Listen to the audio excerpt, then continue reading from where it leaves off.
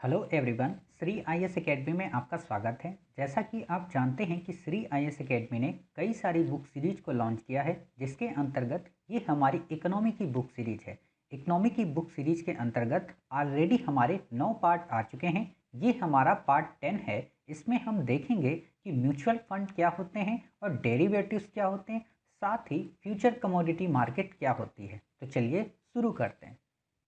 जैसा कि आप देख रहे हैं, ये हमारा म्यूचुअल फंड से संबंधित टॉपिक है। इसमें हम ये देखेंगे कि वास्तव में म्यूचुअल फंड क्या होते हैं, सेबी क्या होती है, साथ ही डेरिवेटिव्स और फ्यूचर कमोडिटी मार्केट क्या होती है। क्लियर।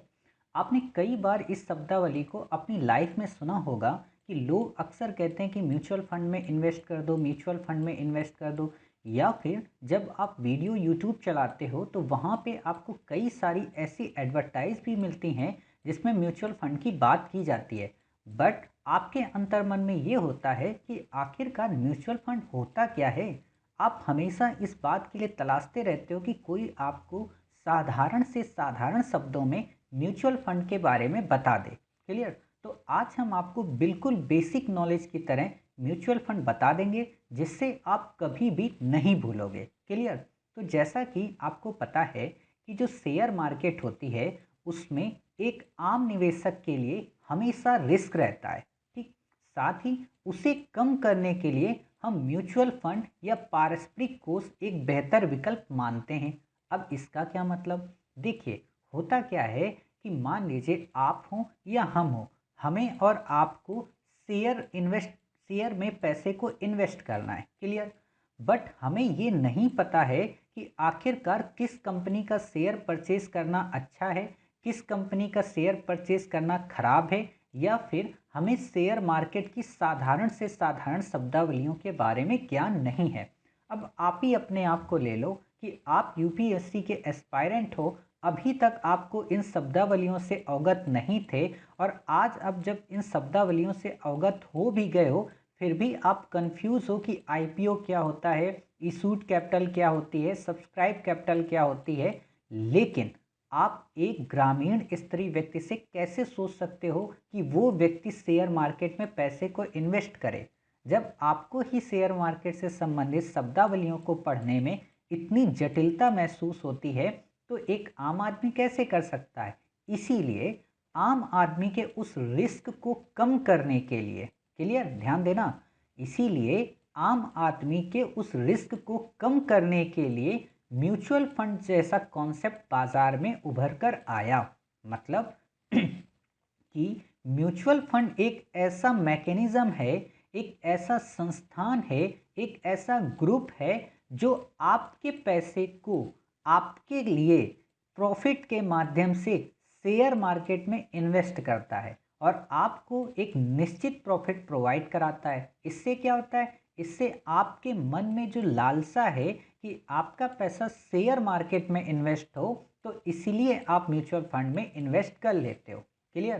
कहने का मतलब कि म्यूचुअल फंड आपके लिए एक प्रकार का बिचौलिया है जो शेयर मार्केट में आपका पैसा इन्वेस्ट करता है। लेकिन एक बात ध्यान रखना कि म्यूचुअल फंड जब आप जब म्यूचुअल फंड में पैसा इन्वेस्ट करते हो, तो म्यूचुअल फंड आपको एक फिक्स अमाउंट देने की बात कर देता है कि हम आपको 5 साल में या 10 साल में इतना पैसा दे देंगे, चाहे वो कंपनी डूबे या न डूबे।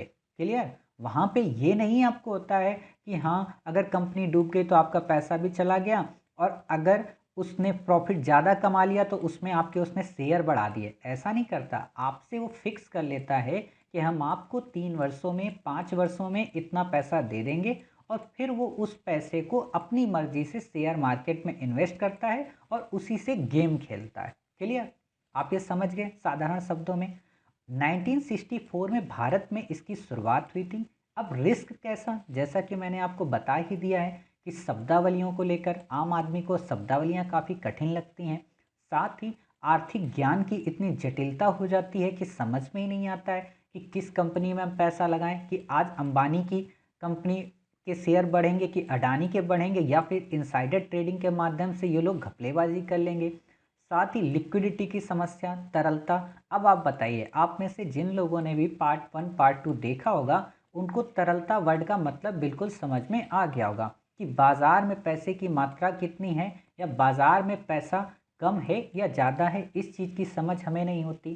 क्लियर? तो इन सारे रिस्क से बचने के लिए लोग सोचते हैं कि हम अपना पैसा म्यूचुअल फंड में इन्वेस्ट कर दें, और जब वो अपना पैसा म्यूचुअल फंड में इन्वेस्ट कर देते हैं तो इससे क्या होता है कि उनका पैसा सही जगह इन्वेस्ट हो जाता है। बट इम्पोर्टेंट ये है कि आपने जिस म्यूचुअल फंड में इन्वेस्ट किया है वो म्यूचुअल फंड की कंपनी काफ़ी अच्छी हो। क्लियर? इसीलिए आप देखेंगे कि आपकी सिक्योरिटी को इंश्योर करने के लिए सेबी ने काफ़ी सारे रेगुलेशन बनाए हैं कि किन कंपनियों को म्यूचुअल फंड के अंतर्गत रजिस्टर्ड किया जाएगा। क्लियर? साथ ही इसमें जब लाभ मिलता है ना किसी भी पर्सन को, तो उसे अपना एक टैक्स भी पे करना पड़ता है। क्लियर? प्रॉफिट का आप टैक्स तो देते ही हो ना। ठीक। अब आपसे क्वेश्चन पूछा जा सकता है कि म्यूचुअल फंड कितने टाइप के होते हैं। तो म्यूचुअल फंड बेसिकली दो टाइप के, एक होता है ओपन म्यूचुअल फंड और दूसरा close mutual fund. Open mutual fund क्या होता है? ओपन म्यूचुअल फंड में आप वर्ष भर यूनिट की खरीद बिक्री चलती रहती है। यूनिट का क्या मतलब? देखिए, यूनिट बेसिकली इसमें एक प्रकार का पैरामीटर है। मतलब कि आप इस ओपन म्यूचुअल फंड के माध्यम से, मान लीजिए आपने एक म्यूचुअल फंड कंपनी को HDFC में मान लीजिए आपने पैसा इन्वेस्ट किया। ठीक। HDFC ने कहा कि आप हमें प्रति वर्ष, ठीक है, या आप हमें हर दिन इतना पैसा अगर देते रहेंगे, मान लीजिए आपने 2 महीने पहले HDFC को पैसा दिया कि साहब आप ये मेरे 3,000 रुपये म्यूचुअल फंड के तहत इन्वेस्ट कर लीजिए। ठीक। HDFC ने कहा ठीक है, हमने आपका इन्वेस्ट कर लिया। आपने फिर अगले 2 महीने बाद 3,000 रुपये उसे और दे दिए। क्लियर? फिर आपने 3 महीने बाद उसे 3,000 और दे दिए। HDFC ने क्या किया कि आपके ये 12,000 रुपये का कलेक्शन प्रति वर्ष वो लेती रही आपसे। ठीक है? कहने का मतलब आप इसमें पैसे को कई बार दे सकते हो। ठीक। लेकिन क्लोज म्यूचुअल फंड में क्या होता है कि आपका अमाउंट फिक्स हो जाता है कि आप अपना एक वर्ष में या एक बार में इतना पैसा दोगे, और इसके बाद फिर वो आपका क्या प्रॉफिट और लॉस डिसाइड करेगी। क्लियर? हालांकि आपको इतनी जटिल परिभाषाएं याद करने की ज़रूरत नहीं है, यूपीएससी आपसे नहीं पूछेगी। बस ये है कि सामान्य तौर पर म्यूचुअल फंड आपको पता होना चाहिए। ठीक है? अब इस फंड को मैनेजर को निदेशक मंडल द्वारा नियुक्त किया जाता है। कहने का मतलब जो फंड को मैनेज करता है वो निदेशक मंडल के द्वारा नियुक्त होता है। क्लोज म्यूचुअल फंड एक निश्चित अवधि के लिए बंद होता है, जिससे अवधि के बाद उसे पुनः बेचा या खरीदा जा सकता है। जैसे आप करते हो ना बैंक में पैसा फिक्स डिपॉजिट, बिल्कुल उसी तरह से होता है क्लोज म्यूचुअल फंड, कि आप 7 वर्ष में ही पैसे को निकाल सकते हो, तभी आपको फिक्स डिपॉजिट के अंतर्गत इंटरेस्ट रेट मिलेगी। बट अगर अपना बीच में आप फिक्स डिपॉजिट तोड़ना चाहते हो तो आपकी इंटरेस्ट रेट कम हो जाती है। क्लियर? अब इससे फ़ायदा क्या होता है कि म्यूचुअल फंड को जो हम प्रमोट करते हैं तो इससे क्या फ़ायदा होता है? इससे फ़ायदा ये होता है कि बाज़ार की लिक्विडिटी की समझ हो जाती है। दूसरा, काफ़ी सारी डाइवर्सिटी आ जाती है, अलग अलग फील्ड में पैसा इन्वेस्ट हो जाता है। न्यूनतम निवेश आवश्यकताओं की पूर्ति हो जाती है। कहने का मतलब कम से कम स्तरीय व्यक्ति भी अपना पैसा इन्वेस्ट कर पाता है, और एक बेहतर मैनेजमेंट के हाथों में आपका पैसा चला जाता है। क्लियर? अब म्यूचुअल फंड के लिए काफ़ी सारी कंपनियां हैं। मैंने आपको बता दिया कि इस समय काफ़ी सारी कंपनियां म्यूचुअल फंड को मैनेज करती हैं। देखिए, म्यूचुअल फंड में हमने क्या देखा कि हम जैसे लोग अपना पैसा जमा करते हैं। क्लियर? छोटे छोटे लोग, मध्यम वर्गीय लोग। लेकिन जो बड़े बड़े उद्योगपति हैं या बड़े बड़े जो निवेशक हैं, उनके लिए भी तो कोई एक फंड होगा, तो उसे कहते हैं हेज फंड। या आप कह सकते हो कि ये जो म्यूचुअल फंड की जो कंपनियां हैं, इनको भी तो अपना पैसा कहीं पे जमा करना पड़ता होगा, तो उसे कहते हैं हेज फंड। क्लियर? चलिए, आपने म्यूचुअल फंड और हेज फंड के बारे में जानकारी ले ली। अब हम बात करते हैं डेरिवेटिव्स के बारे में, काफ़ी इंपॉर्टेंट है। डेरिवेटिव्स क्या होते हैं? हिंदी में इनको व्युत्पन्न कहते हैं, इंग्लिश में इनको डेरिवेटिव्स कहते हैं। आपको डेरिवेटिव्स ही याद रखना है। बेसिकली पूंजी बाजार में एक ऐसा उपकरण जिसकी स्वतः की कोई कीमत नहीं होती, लेकिन उसकी खरीद और बिक्री उसके अनुबंध के कारण होती है। अनुबंध का मतलब एग्रीमेंट। क्लियर? जैसे आपने कई बार बिजनेस अगर आपने देखा होगा, या बिजनेस में कई सारे लोगों को देखा होगा, या फिर आप डीडी वगैरह जब बैंक में बनवाने जाते हो तो क्या होता है, उस पेज की कोई कीमत नहीं होती, लेकिन उस पेज में जो लिखा होता है उसकी कीमत होती है। उसमें क्या लिखा होता है कि मैं धारक को इतने रुपए अदा करता हूँ, वो अनुबंध। या फिर आप में से कई सारे लोग किसान परिवार से संबंधित होंगे, तो जब आपकी फैमिली का कोई भी मेंबर किसी कोल्ड स्टोरेज में जाता है तो क्या होता है कि वहाँ पर एक उसको रिसिप्ट मिलती है, और उनको जो वो रिसिप्ट मिलती है उस रिसिप्ट में लिखा होता है कि आपकी इतनी कुंटल आलू, आपका इतना कुंटल अनाज हमारे कोल्ड स्टोरेज में जमा है, जबकि उसमें पैसा नहीं है।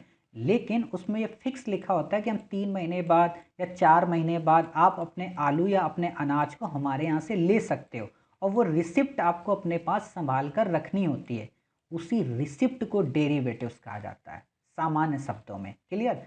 और यही चीज़ पूंजी बाजार की मार्केट में होती है। वहाँ पर शेयरों से संबंधित जो बात आती, तो वहाँ पर भी एक ऐसा एग्रीमेंट होता है कि हम आपके शेयर इतने दिन बाद परचेज कर लेंगे, समझ गए? और इतने दिन बाद का जो एग्रीमेंट हुआ वही डेरिवेटिव्स कहलाया। क्लियर? अब आप देखिए आगे कि शेयरों और कमोडिटी मार्केट से बनते हैं डेरिवेटिव्स। कमोडिटी मार्केट क्या है हम आगे पढ़ेंगे। क्लियर? इन्हें खरीदने व बेचने के लिए क्रमशः कॉल ऑप्शन और पुट ऑप्शन का उपयोग किया जाता है। यूपीएससी में आपसे एक बार पूछा गया है कि कॉल ऑप्शन और पुट ऑप्शन शब्दावलियां संबंधित हैं, तो आप बता दोगे शेयर मार्केट से। क्लियर? इनमें लाभ बहुत ज़्यादा होता है, इसलिए इनकी मांग काफ़ी ज़्यादा होती है। लाभ का मतलब देखिए ये होता है ना, भविष्य के लिए ये है। तो इसमें ये हो जाता है कि डेरिवेटिव्स में मान लीजिए किसी व्यक्ति ने इतने करोड़ रुपए फिक्स कर दिए, पैसे अभी नहीं देने हैं, पैसे आपके पास नहीं भी हैं तो कोई दिक्कत नहीं, लेकिन आपका अनुबंध है कि आप इतने महीने बाद उसे पैसा दोगे, तो लोगों को लगता है कि इसमें इंटरेस्ट रेट हमें काफ़ी ज़्यादा मिल जाएगी और ये काफ़ी प्रॉफिटेबल है। क्लियर?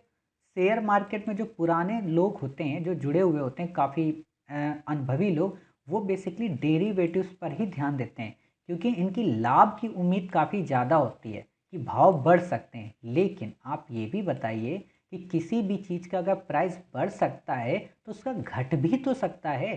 जिसमें सबसे ज़्यादा प्रॉफिट होता है उसमें सबसे ज़्यादा लॉस भी तो होता है। आप जैसे यूपीएससी की तैयारी कर रहे हो, आपके माता पिता आपके लिए इतना पैसा इन्वेस्टमेंट कर रहे हैं, हो सकता है आप सफल हो जाओ या हो सकता है आपके अंदर कोई कमी रह जाए, तो रिस्क भी तो है। बट अगर आप सफल हो गए तो सोचिए आप अपने पूरे परिवार को, पूरे गांव को, पूरे समाज को बदल कर रख दोगे, यानी कि कितना ज़्यादा प्रॉफिट है, लेकिन रिस्क भी है।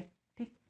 फिर है डेरिवेटिव्स, बेसिकली 4 टाइप के होते हैं। ये आपको टाइप वाइप कुछ भी देखिए, यूपीएससी में ना कई सारी चीज़ें आपको इसलिए भी नहीं पढ़नी होती हैं क्योंकि वो इकोनॉमिस्ट का पार्ट हो जाता है, और हमें इकोनॉमिस्ट नहीं बनना है, हमें बेसिकली इकोनॉमी पढ़नी है, भारतीय अर्थशास्त्र पढ़ना है। क्लियर? तो अर्थव्यवस्था में सबसे ज़्यादा जो ध्यान देना चाहिए वो एग्रीकल्चर पे। बेसिक के लिए बस हम पढ़ रहे हैं तो इन्हें बस बेसिक के रूप में आप देखिए, आपको डेरिवेटिव्स यूज़ नहीं करना है। ठीक? ये 4 टाइप के होते हैं: forward, future, option, swaps. Forward का मतलब आप इन्हें आगे कई वर्षों के लिए बढ़ा सकते हो। फ्यूचर का मतलब भविष्य के लिए आरक्षित कर सकते हो। ऑप्शन का मतलब आपके पास विकल्प होते हैं कि आप इनको जारी रखें या बंद कर दें। स्वैप्स का मतलब आप इनको परिवर्तित कर सकते हो, मतलब डेरिवेटिव्स को दूसरे फंड में आप चेंज कर सकते हो। क्लियर?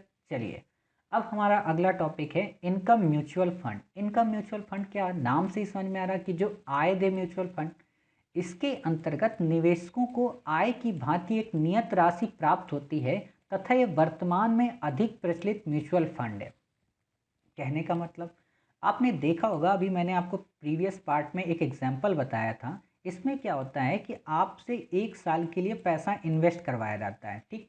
और कहा जाता है कि 12 महीने के बाद हम आपको, मान लीजिए आप 1 महीने में 1,000 रुपये जमा करते हो तो 12 महीने में 12,000 रुपये हो गए। तो 12 महीने के बाद आपसे वो व्यक्ति कहेगा कि हम आपको 13वें महीने यानी कि नए वर्ष के उपलक्ष्य में 13,000 रुपये देंगे, यानी कि 1,000 रुपये का प्रॉफिट देंगे आपको। क्लियर? तो इस नियत राशि को ही हम कहते हैं इनकम म्यूचुअल फंड। बाकी में क्या होता है, बाकी में फिक्स होता है कि हम आपको 2 साल बाद देंगे, 3 साल बाद देंगे, 5 साल बाद देंगे, लेकिन इसमें 6 महीने, 3 महीने, 2 महीने, साल भर ऐसा फिक्स होता है। और इस समय सबसे ज़्यादा प्रचलन में बेसिकली यही है। क्यों? क्योंकि छोटे छोटे जो दुकानदार होते हैं वो इसी को अपनाते हैं। क्लियर? इसलिए इसे क्या कहा जाता है, इनकम म्यूचुअल फंड। अगला है हमारा कुछ शब्दावलियाँ। बीटा वैल्यू क्या होती है? यह मान किसी सूचकांक की परिवर्तनीयता को दर्शाता है। यदि बीटा वैल्यू का मान अधिक है तो शेयर मार्केट में उतार चढ़ाव तेजी से होता है। मतलब कोई शेयर अगर ऊपर जाता है, कोई शेयर नीचे जाता है, तो उसी से संबंधित इंडेक्स को दर्शाता है ये बीटा वैल्यू। आपने देखा होगा कि कई बार आपको शेयर में ऐसे उतार चढ़ाव देखने को मिलते हैं, ऐसे ऐसे करके लाइनें ऐसे ऐसे जाती है ना, तो इसको ही बीटा वैल्यू के नाम से जिक्र किया जाता है कि इसका जब हम पैरामीटर निकालते हैं तो हम ये कहते हैं ये बीटा वैल्यू है। क्लियर? तो आप समझ गए।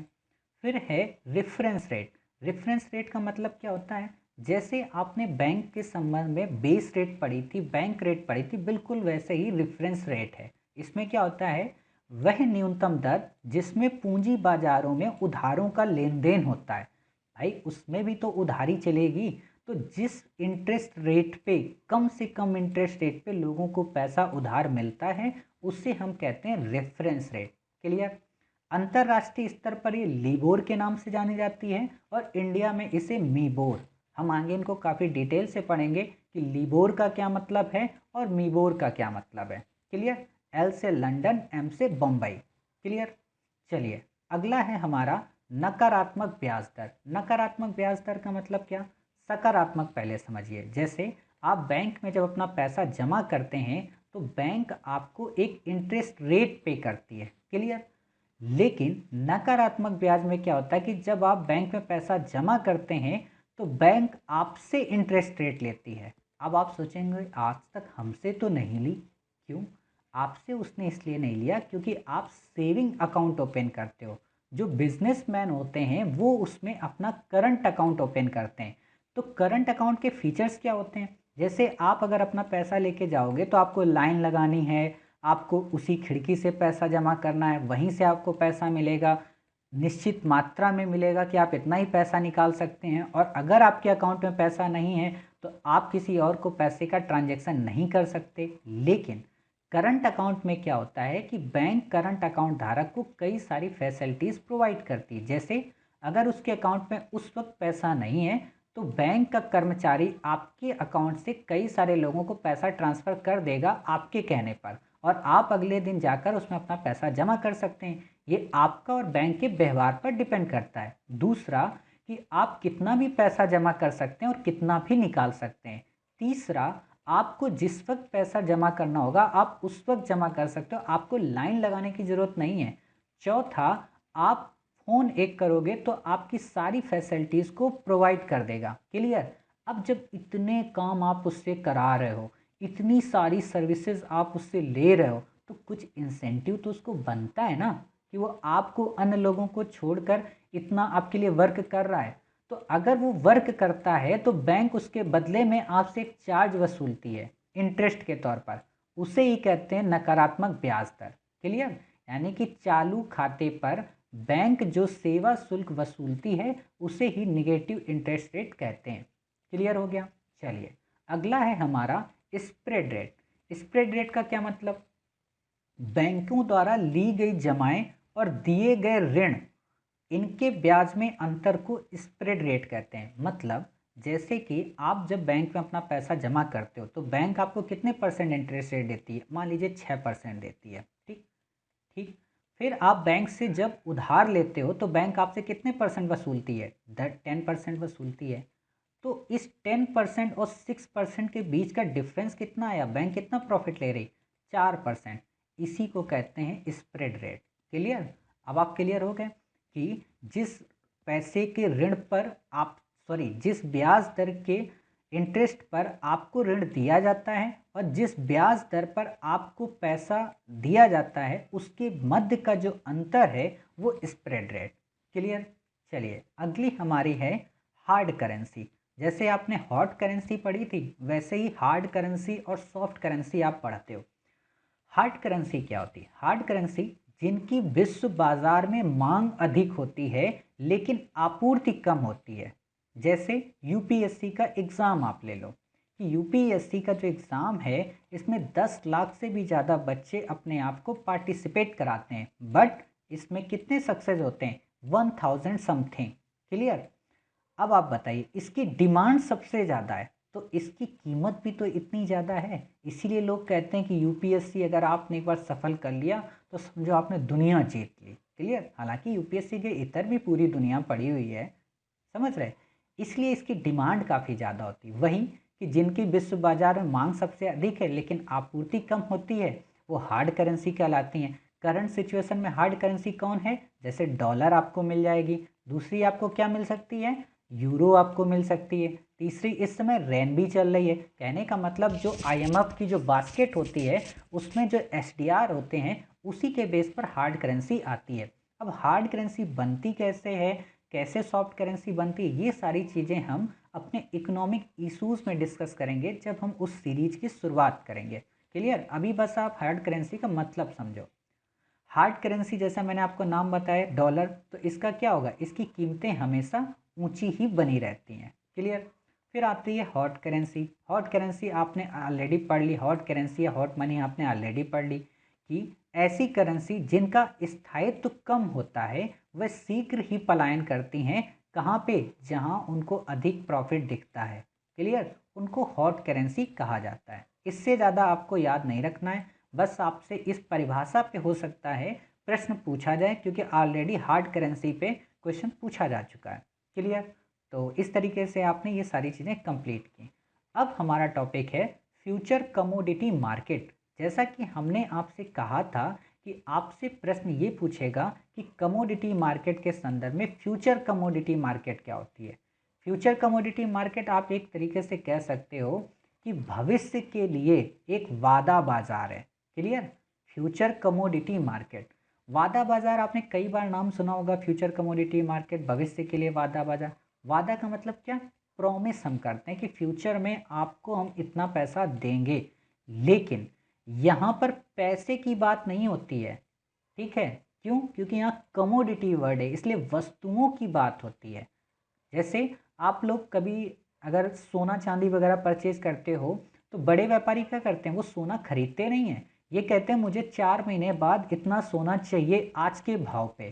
क्लियर। तो वो क्या हुआ, वो फ्यूचर कमोडिटी मार्केट का पार्ट हुआ। क्लियर। तो इसी से संबंधित है ये। तो देखते हैं, इसकी परिभाषा है कि शेयर मार्केट से काफ़ी अलग है, क्योंकि शेयर मार्केट में कंपनी के शेयरों की इक्विटी, बॉन्ड, डिबेंचर की खरीद फरोख्त होती है। ध्यान देना, जब हम शेयर मार्केट पढ़ रहे थे तो वहाँ पे इक्विटी, बॉन्ड, डिबेंचर या शेयर इनकी बात कर रहे थे, लेकिन फ्यूचर कमोडिटी मार्केट में क्या होता है, वस्तुओं की खरीद फरोख्त होती है। लाइक जैसे गोल्ड, चांदी, स्टील, इन सब की बातचीत होती है। क्लियर। जैसे हो सकता है कि आप देखेंगे जो बड़ी बड़ी इंडस्ट्रीज़ हैं वो क्या करती हैं, वो यही सारी चीज़ें तो करती हैं कि बड़ी कमोडिटी वस्तुओं को परचेज करती हैं, तो उसके लिए एक मार्केट होना चाहिए। ठीक। शेयर बाजार में एक टाइम लिमिट नहीं होती है, आप वहाँ पे कभी भी पैसे से शेयर परचेज कर सकते हो, बेच सकते हो, बट फ्यूचर कमोडिटी मार्केट में एक टाइम लिमिट होती है और उसी टाइम लिमिट में आपको कोई भी चीज़ लौटाना पड़ता है और उसी में आपको प्रॉफिट कमाना पड़ता है। क्लियर। मतलब कि फ्यूचर कमोडिटी मार्केट में मैंने आपसे कहा कि मैं आपको 10 फरवरी को 1 केजी गोल्ड दूंगा, ना तो मेरे पास 1 केजी गोल्ड है, ठीक है, और ना मैं आपको दे सकता हूँ, फिर भी आप एज्यूम कर लीजिए कि मैं आपको 10 फरवरी को 1 केजी गोल्ड दूंगा। ठीक है। आपने कहा ठीक है भाई साहब आप हमें दीजिए, मैंने इसको आपको एक रिसिप्ट में लिख के दिया। ठीक। अब वो रिसिप्ट आप अपने पास रखे हुए हैं, हालांकि आपने उस 10 केजी गोल्ड के बदले मुझे पैसा दिया है, तभी तो मैंने आपको 10 केजी गोल्ड दिया। ठीक। जब मैंने आपको ये कर दिया तो आप मेरे पास 10 फरवरी को मेरी रिसिप्ट लेकर आते हो और मेरे से कहते हो भाई साहब आप मेरा 10 केजी या तो गोल्ड लौटा दो, या तो जो प्रॉफिट आपने कमाया वो लौटा दो, या तो मेरी जो मूल रकम है वो लौटा दो। क्लियर। इसी को कहा जाता है फ्यूचर कमोडिटी मार्केट। आप 8 फरवरी को मेरे पास नहीं आओगे, क्यों? क्योंकि मैंने आपसे वादा क्या किया था, 10 फरवरी का। क्लियर। चलिए फिर देखिए, यह अल्पकालिक होता है और इसमें रिस्क ज़्यादा होता है और लाभ भी ज़्यादा होता है। अब बताओ, मैंने आपको गोल्ड जो दिया वो आज के प्राइस के हिसाब से दिया ना, कि 55,000 या 40,000 रुपये प्रति 10 ग्राम। ठीक। अब हो सकता है उस दिन जब आप मेरे को गोल्ड वापस करो या मेरे को गोल्ड आप वापस ना दो, उस समय का 30,000 हो जाए या तो 95,000 हो जाए, तो इसमें रिस्क भी काफ़ी ज़्यादा होता है। क्लियर। यानी इस एफसीएम बाज़ार में भविष्य में कीमतों के बढ़ने एवं घटने पर व्यापार किया जाता है। क्लियर? समझ गए कि भविष्य में हम कीमतों के बढ़ने और घटने पर ट्रेड करेंगे। अगर बढ़ जाती है तो फायदा है, घट जाता है तो मेरा नुकसान है। क्लियर?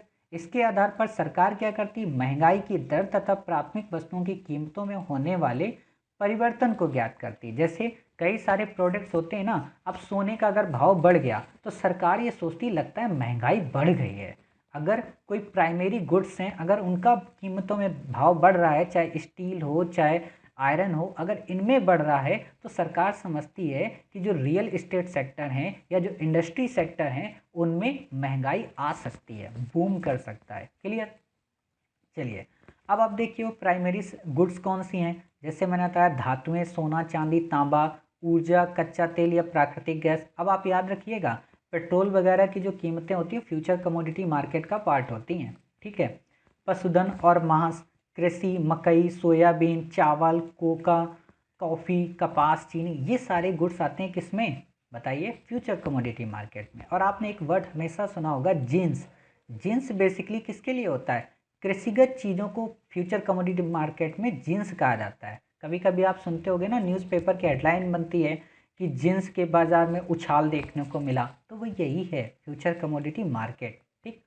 वर्तमान में भारत में कुल 4 कमोडिटी एक्सचेंज हैं। जैसे शेयर से संबंधित हमने बॉम्बे स्टॉक एक्सचेंज और नेशनल स्टॉक एक्सचेंज पढ़ा था, वैसे ही इससे भी संबंधित एक्सचेंज हैं। कौन से, मल्टी कमोडिटी एक्सचेंज जो कि बम्बई में है, भारत का सबसे बड़ा।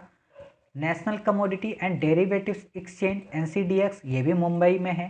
तीसरा national multi commodity exchange NMCEX Ahmedabad में, भारत का सबसे पुराना है। और इंडियन कमोडिटी एक्सचेंज आईसीएक्स, ये गुड़गांव में बना है, जो कि अभी नया है। क्लियर? और आपको पता हो 2007 से 2007 में और 10 से मुद्रा वायदा बाजार की भी शुरुआत हो चुकी है, यानी कि फ्यूचर मनी मार्केट की। क्लियर? इस बाजार में वस्तुओं का व्यापार नहीं होगा बल्कि कीमतों का व्यापार होगा, कि अगर कीमतें बढ़ जाएं तो, कीमतें घट जाएं तो, इन सारी चीज़ों से होगा। क्लियर? अब आपको पता है कि सेबी के द्वारा क्या क्या रेगुलेट किया जाता है। हमने इतनी सारी चीज़ें पढ़ी तो आपने देखा शेयर मार्केट रेगुलेट की जाती है, म्यूचुअल फंड रेगुलेट किया जाता है, वायदा बाजार रेगुलेट किया जाता है, यानी कमोडिटी मार्केट और डेरिवेटिव्स मार्केट को रेगुलेट किया जाता है। सेबी होती क्या है, इसमें 9 मेंबर होते हैं, एक नॉमिनेटेड अध्यक्ष होता है, 2 सेंट्रल फाइनेंस मिनिस्ट्री से होते हैं, आरबीआई का एक पर्सन होता है, 5 सदस्य नॉमिनेटेड होते हैं जो इकोनॉमी की फील्ड से स्पेशलिस्ट होते हैं। 1988 में बनी थी, 1992 को वैधानिक दर्जा मिला। हेडक्वार्टर इसका कहाँ है, मुंबई में। क्लियर? आपको बस इतनी याद रखनी चीज़ें। फिर आपको एक चीज़ और देखनी है कि कई बार क्या होता है ना, कि जब शेयर से संबंधित कंपनियों के बीच डिस्प्यूट उत्पन्न होते हैं तो शेयर मार्केट उन कंपनियों पर प्रतिबंध लगा देती है। क्लियर? तो शेयर मार्केट के द्वारा अपील करने के लिए जो डिसीजन है उनके लिए एक ट्रिब्यूनल बनाया गया, जिसे क्या कहा गया, सैट। ये क्या करता है कि सेबी के निर्णयों के विरुद्ध आप यहाँ पर जा सकते हो। अगर सेबी ने आपके अगेंस्ट निर्णय दिया है, आपके पक्ष में निर्णय नहीं दिया है, तो आप यहाँ अपील कर सकते हो। ठीक। सिक्योरिटी अपीलेट ट्रिब्यूनल में, ये एक न्यायालय है, काफ़ी ज़्यादा चर्चा में रहता है करंट में। आप हमेशा जब न्यूज़पेपर अब ध्यान से जब पढ़ेंगे ना, तो आपको समझ में आएगा कि वास्तव में आपने कितना अच्छा पढ़ा है। आप देखेंगे सेबी के निर्णयों के विरुद्ध जा सकते हैं, और अगर इसमें भी आपको संतुष्टि नहीं मिल पाती, इसका भी डिसीजन आपके अकॉर्डिंग नहीं होता है, तो आप इस सुप्रीम कोर्ट जा सकते हैं। क्लियर? इस तरीके से हमने अपने इस पार्ट में म्यूचुअल फंड का अध्ययन किया, साथ ही हमने अध्ययन किया इसमें डेरिवेटिव्स का, फ्यूचर कमोडिटी मार्केट का, सेबी का और सैट का, और कई सारी शब्दावलियां जो शेष रह गई थी। समझ गए? अब हमारा जो अगला पार्ट होगा उसमें हम बेसिकली बीमा से संबंधित प्रोविजंस का अध्ययन करेंगे। फिर उसके अगले पार्ट में हम मनी मार्केट से संबंधित प्रोविजन का अध्ययन करेंगे कि वास्तव में मनी क्या होती है, M1 M2 M3 क्या होते हैं, इन सारी चीज़ों को। क्लियर? तब तक अपना ख्याल रखिए, मिलते हैं नेक्स्ट पार्ट में, और स्वस्थ रहिए।